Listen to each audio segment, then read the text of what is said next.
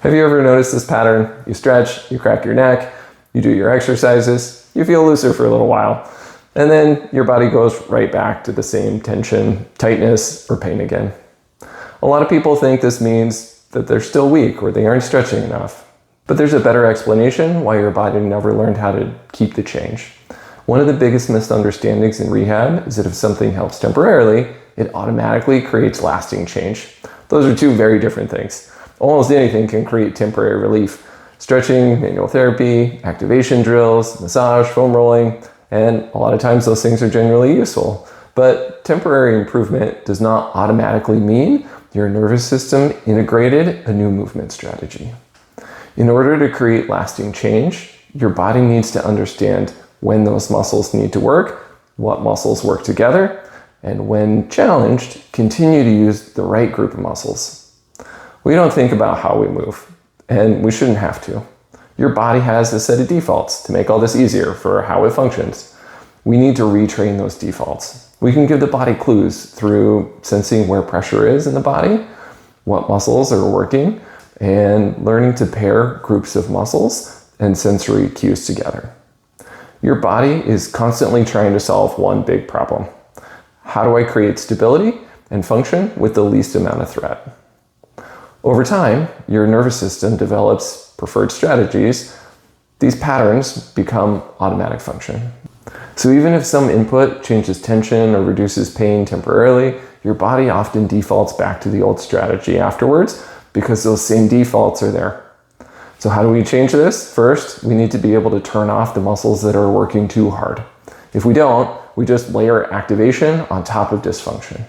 We can choose positions during exercises that make it easier to turn off the wrong muscles and help engage the correct muscles. Then we need to isolate target muscles and activate them with synergistic muscles.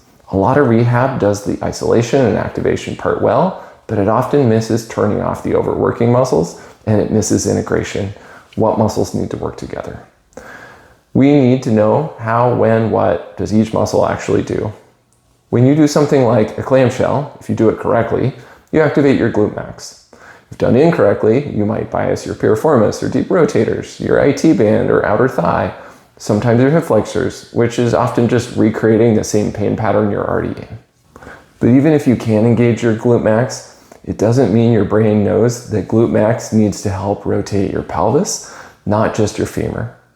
It doesn't know that it needs to work for push-off with the arch and the big toe of your foot, or with muscles that create stability for stance on the left side of your body, or with your right arm during push-off for swing. Each muscle has coordinated three-dimensional function, and your body wants everything to sync together. If it doesn't, we often end up with compensation that leads to pain somewhere. So you do your clamshells, the activation may help relieve pain, but then you go for a walk, reach for something, or your body goes through some stressful event, and it immediately returns to its old organization because it has no idea how those things are connected. It doesn't know how that translates into real movement because activation is not the same thing as integration.